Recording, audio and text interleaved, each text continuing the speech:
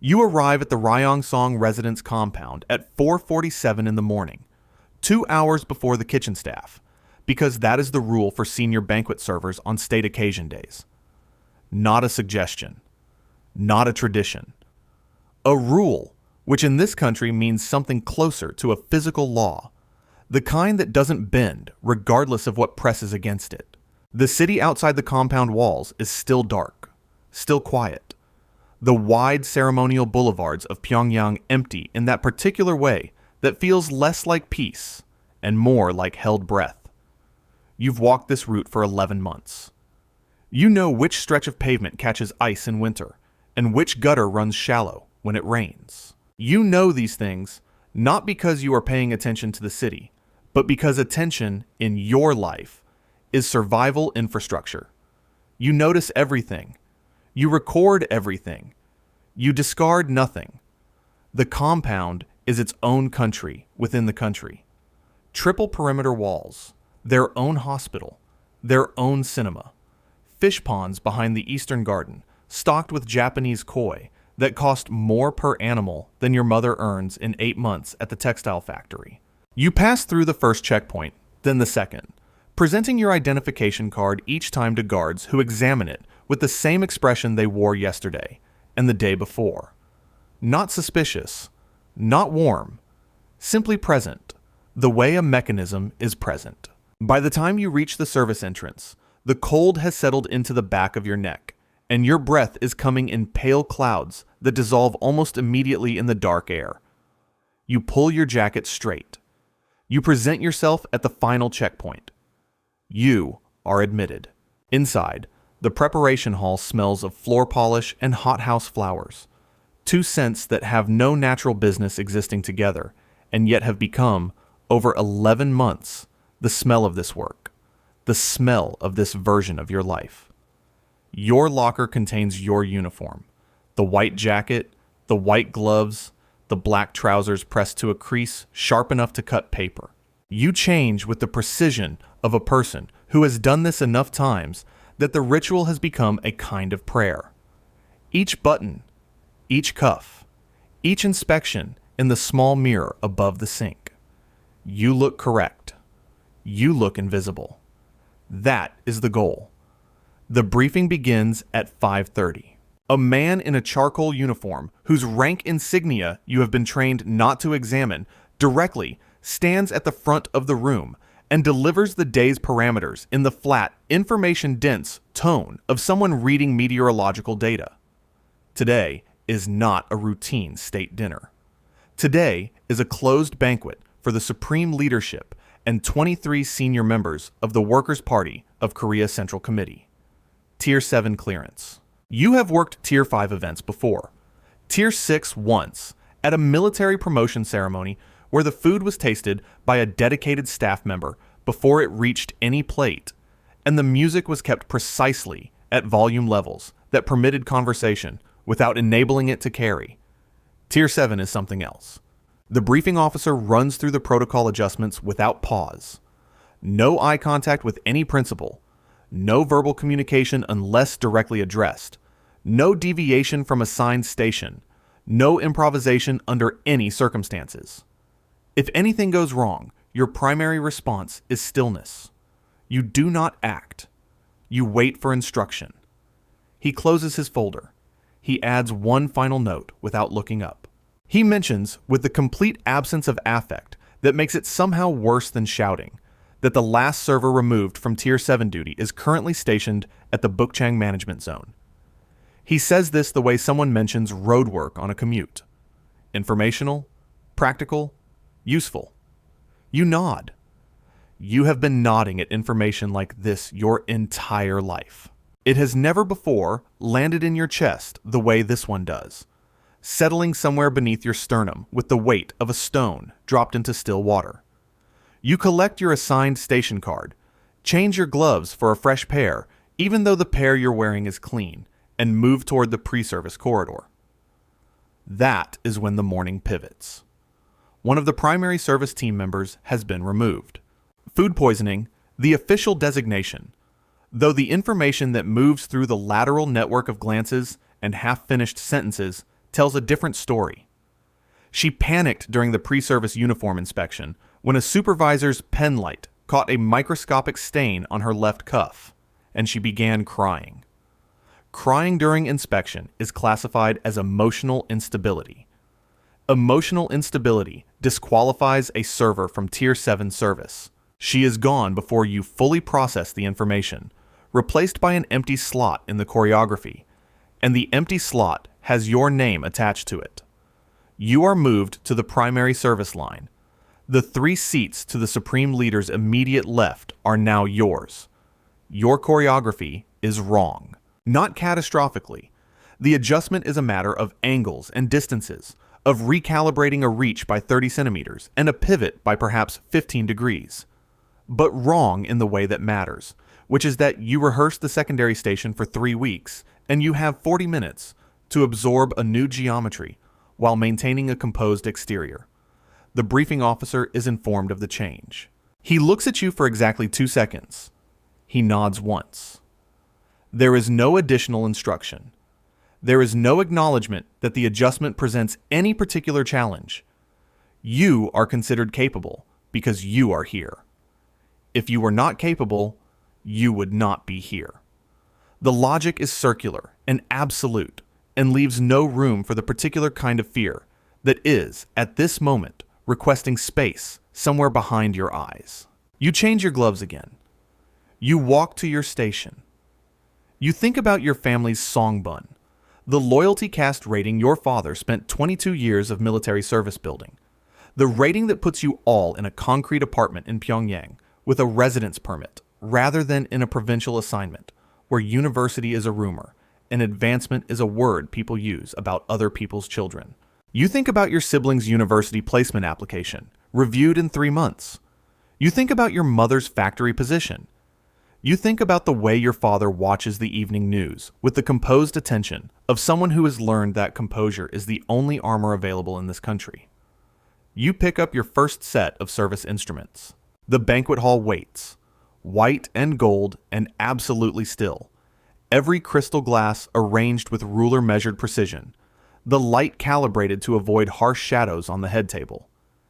You take your position. You breathe. The guests arrive in sequence calibrated by rank, though you know this not from watching, you are not watching the entrances, but from the way the room's atmospheric pressure changes incrementally as the hierarchy fills in. By the time the Supreme Leader enters, the hall has been building tension for 40 minutes, the way a lake builds pressure beneath ice. He is shorter than the portraits suggest. The portraits are taller than everything. He wears his marshal's uniform, the one with the double row of decorations, the fabric a specific shade of olive that photographs as authority. He sits. The room recalibrates around him, the way a system recalibrates around its center of mass. Not dramatically, not with any single visible gesture, but in the aggregate adjustment of posture and breath and attention across every person in the hall. The first 3 courses pass in a rhythm that your body executes while your mind holds itself very still. Gloved hand, measured pour, controlled retreat. 2 meters of approach, controlled delivery, 2 meters of withdrawal, return to station. The distance is exact because you measured it, twice, in the 40 minutes between your reassignment and the guest's arrival. The other servers move with the same disciplined economy, a choreography so refined it becomes invisible, which is the entire point.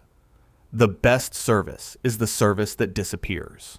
By the second course, you notice something that doesn't belong in the script. The Supreme Leader is in unusually animated conversation with the official to his immediate right, a senior military figure whose specific rank you cannot directly identify from your station, but whose deference from the surrounding principles makes his standing legible. The conversation has genuine momentum. There is laughter. Real laughter.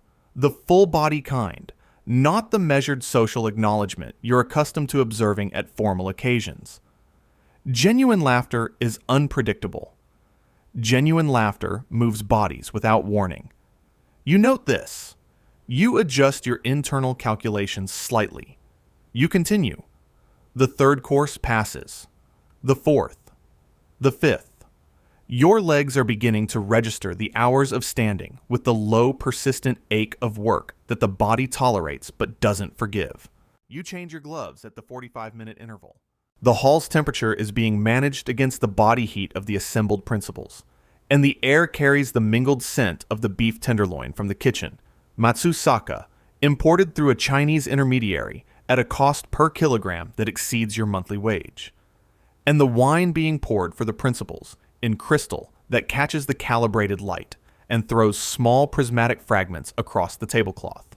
The seventh course involves a sauce served separately, a dark reduction, glossy and viscous, requiring a tableside pour from a small silver boat with a long, narrow spout designed for controlled delivery.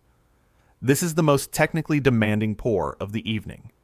The sauce must be directed with precision, because its viscosity means any deviation from the correct angle produces a spreading pool rather than a clean line. You have practiced this motion until the mechanics of it live in your hands rather than your conscious mind. You know the weight of the boat when full. You know the resistance of the sauce at serving temperature, 68 degrees Celsius, maintained in a heated jacket until the moment of service. You know the exact angle of incline that produces the correct flow rate. Your hands do not shake.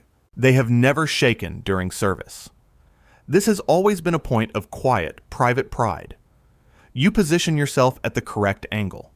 You lean across the place, setting with the precise geometry you rehearsed. The spout reaches the bowl. You begin the pour. The military figure beside the supreme leader laughs. It is not a quiet laugh. It is the kind that takes the whole body. The kind that throws a person back in their seat, that loosens every controlled social muscle at once. His elbow comes out with the involuntary force of genuine amusement and catches the edge of the table. The table does not move. The supreme leader does. A reflex, a slight rotation toward the sound, the natural human response to sudden movement beside you. And his left shoulder moves into your space precisely as the sauce boat reaches the pour point, and the sauce has already begun its descent. 3 tablespoons, perhaps slightly less. It lands on the left shoulder panel of the marshal's uniform. The olive fabric, the rows of decorations, the shoulder that faces the room, and the assembled principals, and the guards, and the cameras you know are present, even though you cannot see them. Dark sauce on ceremonial olive. In another room, in another country, in another life, this is a small accident at a formal dinner. Here, in this hall, at this table, the arithmetic is different. 3 tablespoons of sauce is not a measurement. It is an event. Time does not stop. That is a cinematic lie, and you have no use for it. Time continues at exactly its established pace. What stops is a certain quality of sound. Not literally, the music continues at its calibrated 58 decibels. Conversations at the lower tables continue. But in the radius of approximately 4 meters around the head table, something goes quiet that has nothing to do with decibels. Every set of eyes in that radius moves. Some to the stain, some to you. Some to the supreme leader's face, reading it with the practiced speed of people whose careers, and in some cases continued existence, depend on accurate real-time interpretation of his expression. His expression is controlled stillness, the absence of readable reaction.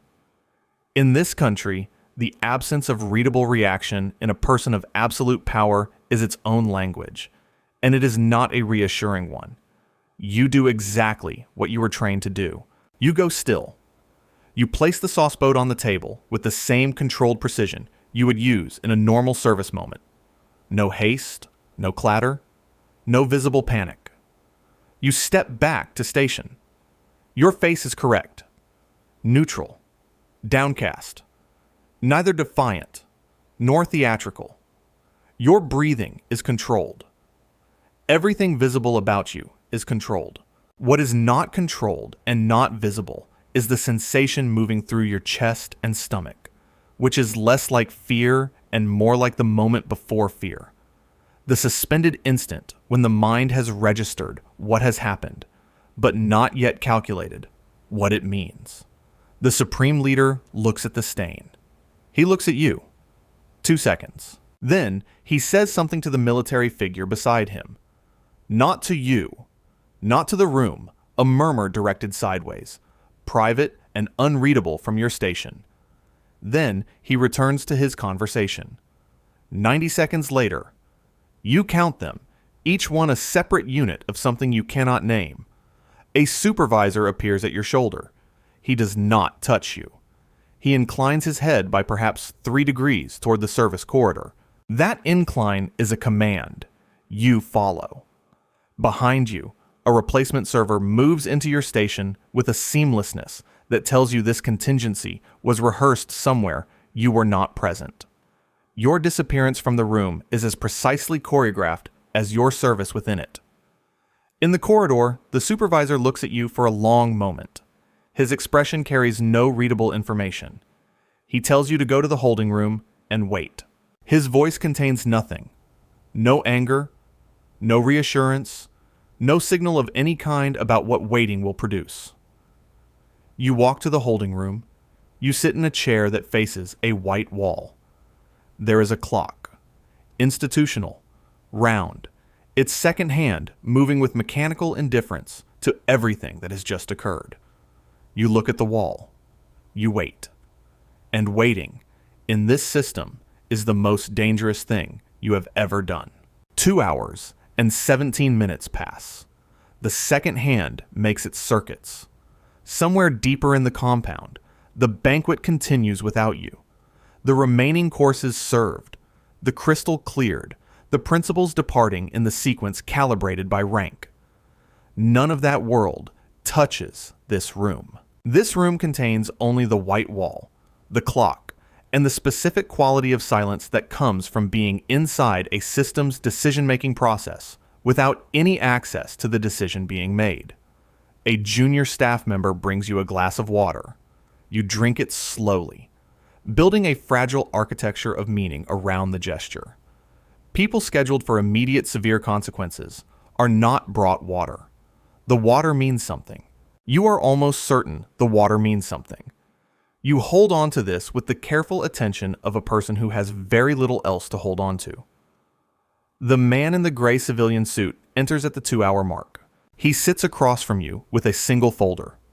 Thin, which could mean very little is documented about you, or could mean what is documented fits on very few pages, and you do not know which possibility is better. He introduces himself with neither name nor rank. He asks you to describe the incident. You describe it exactly as it happened. The military figure's movement, the collision, the pour. You describe it with calm precision, no embellishment, no omission, no attempt to assign blame upward, because assigning blame upward at a Tier 7 event is not a defensive strategy. It is a different category of catastrophe. He writes in the folder. He asks whether you had been assigned to the primary station from the beginning of the day or moved during preparation. You tell him the truth. He writes again. He tells you to continue waiting. He leaves. An hour later, a woman in a State Security Department uniform enters. She is methodical, unhurried, with the manner of someone who does accurate work and finds accuracy satisfying on its own terms. She asks the same questions in slightly different order. You give the same answers. She asks whether you have previously served at Tier 7 events. You tell her once, 11 months ago, a military promotion ceremony. She asks whether anything unusual occurred at that event. You say no. She writes. She leaves. 4 hours and 40 minutes after you entered the holding room, you are released. Formally, you are told you may return home and report to your regular assignment in 3 days, pending administrative review. You are not arrested. You are not charged.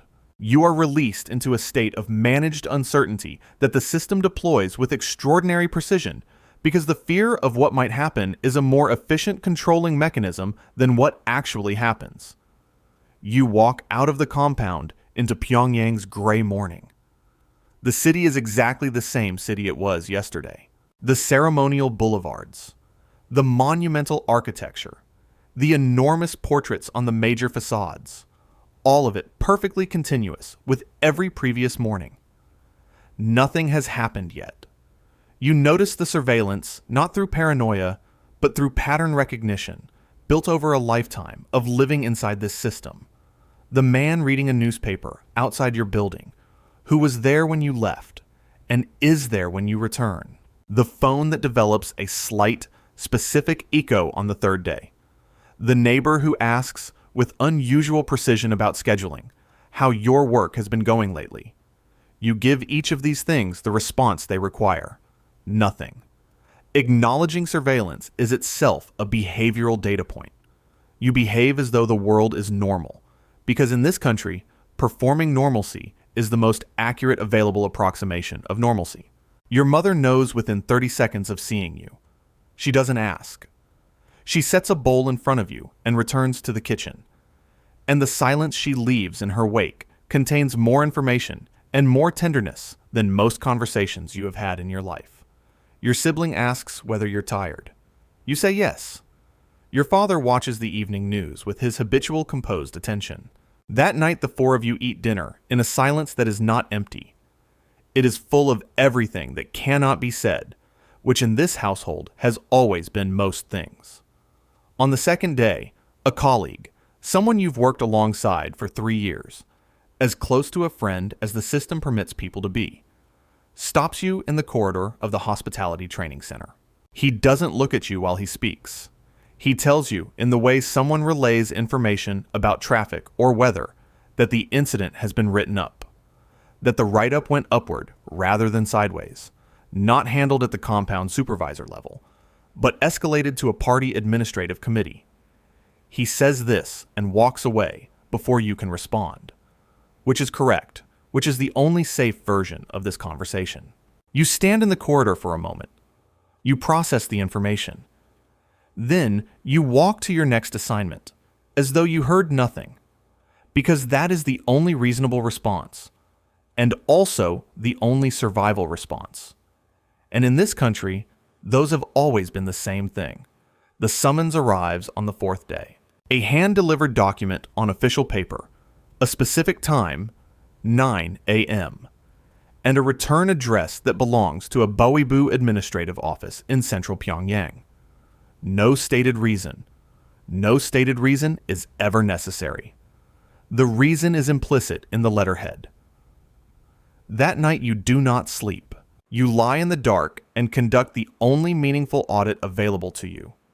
You review everything you have ever done, said, written, or been proximate to that could constitute a political problem, and you find nothing that you know of. This is the system's most precisely calibrated cruelty. It doesn't require you to have done something. It requires you to prove you haven't, and the standard of proof belongs entirely to the people asking the question. You think about your father's military service, your mother's factory record, your siblings' exam scores, the ones that earned the university application consideration.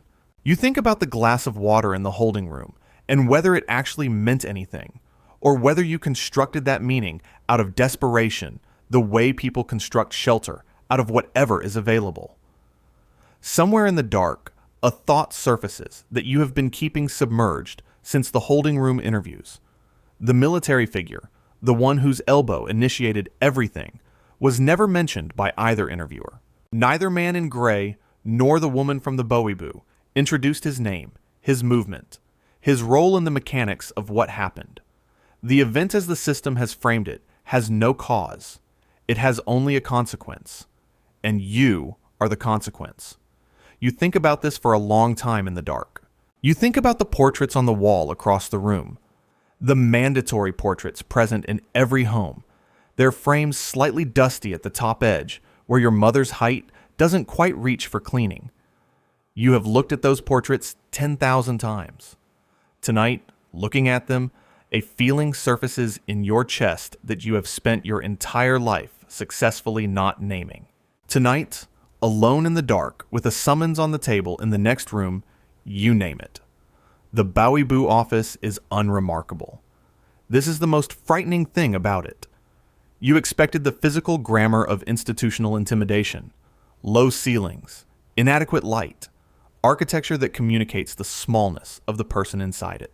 Instead, it is a standard administrative room, a desk, 2 chairs, a window overlooking a courtyard where a single tree stands without leaves in the late autumn cold, a portrait on the wall in a frame that is slightly nicer than the one in your apartment.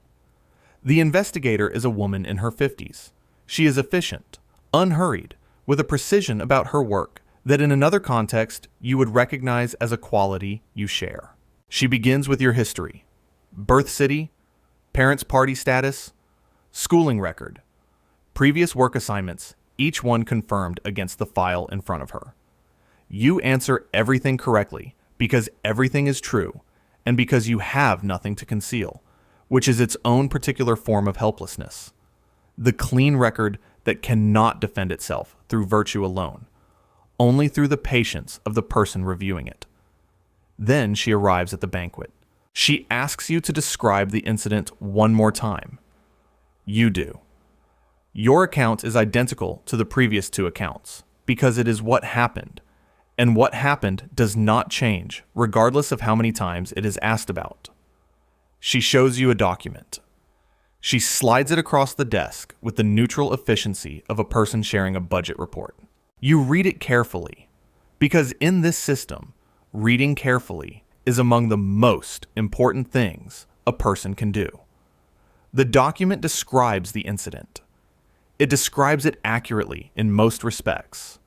The date, the time, your station assignment, the course being served, and then a single detail rendered in the clean bureaucratic language of an official record that is not what happened. The cause of the spill is described as server instability during service movement, not a collision, not an external force. Server instability, your instability. The military figure's movement, his elbow, his laughter, the involuntary physics of genuine amusement, is absent from the record entirely. The record has not been fabricated. It has been adjusted. His rank made his involvement inconvenient to document. Your rank made yours convenient. This is not malice. This is arithmetic. She tells you the committee's preliminary assessment recommends a formal songbun review for your entire family unit. She explains what a songbun review can produce. Residential reassignment. Your Pyongyang permit revoked. Your sibling's university placement suspended pending reclassification. Your mother's factory position reviewed. Your father's pension placed under scrutiny. She says this with the tone of someone explaining a bureaucratic process, which is exactly what it is, and somehow that makes it worse. The administrative flatness of it.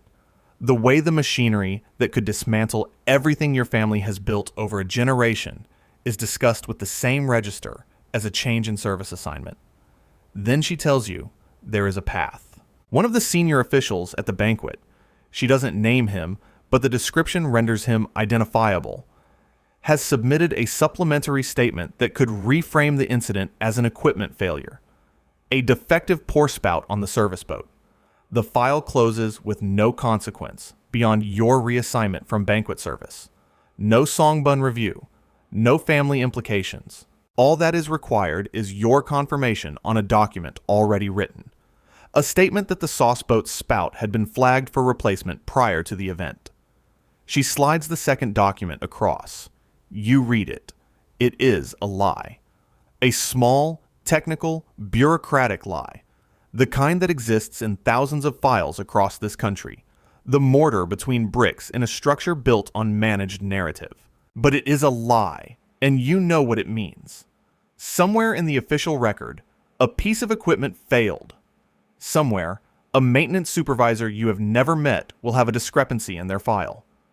The truth of what happened, the elbow, the laugh, the reflex, the physics, will be officially interred under a layer of administrative language. And your family's songbun will be preserved. Your sibling will go to university. Your mother will keep her position. Your father's pension will remain intact. You look at the document. You look at the courtyard through the window. the leafless tree standing in the gray light with the particular patience of things that simply endure. You think about your mother setting a bowl in front of you without asking questions. You think about your siblings' exam scores, earned through years of work that deserve to go somewhere. You think about your father watching the evening news with composed attention, wearing his composure like the only armor this country ever issued him. Your hand is steady. It has always been steady. You pick up the pen. You sign your name where indicated. The investigator collects the document, aligns it with the folder, and closes it with the finality of a door being shut. She tells you that your reassignment to the Koryo Hotel catering staff will be processed within the week. She thanks you for your cooperation. The phrase sits in the air for a moment. Then you stand, straighten your jacket, and leave. The city outside is the same city. The portraits on the major facades, the wide ceremonial boulevards beginning to receive the morning's first pedestrians. You take the bus home. You sit next to a woman with groceries and a man reading a folded newspaper. Nobody looks at you. You are invisible. You paid to be invisible. And invisibility is what you bought. The reassignment comes through 4 days later. The Koryo Hotel. Imposing, less intimate than the compound, visible from the street and from the perspective of foreign delegations passing through Pyongyang. A different kind of performance. A different scale of surveillance. Your new uniform is the same white jacket, but the fabric is slightly heavier. Your station is the main dining room, second floor. The work is less technically demanding than the compound service and carries none of the particular ambient dread of Tier 7 events. Your sibling's university placement letter arrives 3 months after that. Your mother keeps her factory position. Your father watches the evening news. Life continues at its established rhythm. The accommodation absorbed into the pattern so smoothly that within 6 weeks the banquet and the holding room and the document feel less like events and more like weather that has passed. The colleague who warned you about the write-up passes you in the hotel corridor on a morning 7 weeks into your new assignment. He glances at you. Just a glance. Nothing that could register as communication to anyone observing. And in it you read a specific recognition. Not sympathy, not judgment. The acknowledgement of two people who understand the same mathematics and have each, in their own way, passed the test the mathematics requires. You nod once. He nods once. You both continue walking. 3 months after the banquet, the lateral communication network delivers one final piece of information. You learn it in pieces, over 3 separate conversations, none of which can be acknowledged as conversations. The military figure, the one whose elbow began everything, whose movement never appeared in any official document, was quietly reassigned 2 weeks after the banquet. Not to anything punitive. From his military committee position to a ceremonial advisory role, a lateral move that presents as honor and functions as removal. His access reduced. His invitations ceased. His influence quietly drained in the way that power in this country manages inconvenient people, not through official process, but through the gradual withdrawal of proximity to the things that matter. He was never named in any document. His involvement was never officially recorded. He was not processed through any formal accountability mechanism. He was simply, gradually, made smaller, through the same informal calculations of the inner circle that have always operated beneath the visible surface of the official record. And the incident that was the occasion for his diminishment was the same incident that produced your document, your signature, your reassignment. The same 3 tablespoons of sauce was processed by the system simultaneously as your personnel failure and his political inconvenience, and the system extracted value from both interpretations without ever acknowledging either. You think about the maintenance supervisor with the discrepancy in their file. You think about the document with your signature on it. You signed it to protect your family from a songbun review. The songbun review was the leverage that produced the signature. The signature confirmed a lie that served the official record. and the person whose actual movement caused the incident was managed through entirely separate channels that had no relationship whatsoever to your document or your signature or the lie you confirmed. Your cooperation was extracted. The outcome it was designed to influence proceeded independently of your cooperation. You paid a price for a transaction that didn't require your payment. You are serving at the Koryo Hotel on a Wednesday afternoon in late autumn when a foreign delegation occupies the main dining room. The flags suggest Eastern European. They are eating and talking in a language you don't understand, their conversation carrying the particular looseness of people who feel relatively unobserved. One of them is telling a story that is evidently very funny. His hands are moving. His voice is building. You are 2 meters away with a sauce boat, a different model than the compounds, wider spout, easier to control, when the story reaches its conclusion, and the man laughs, the full body kind, throwing himself back in his seat, his elbow swinging wide. Your body moves before your mind does. 1 step back. Recalculation of angle. The sauce boat adjusts in your grip. The pour lands perfectly in the bowl. You retreat to station. The delegation continues their conversation. No one noticed the adjustment. No one noticed you. You are invisible. You are correct. You are exactly where the system requires you to be.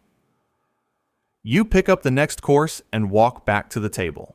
According to defector testimonies and human rights documentation, North Korea's songbun system shapes the lives of 25 million people, where a single incident, a single signature, a single family member's perceived failing can determine what 3 generations are permitted to become. If you want to see more, click the video on screen now.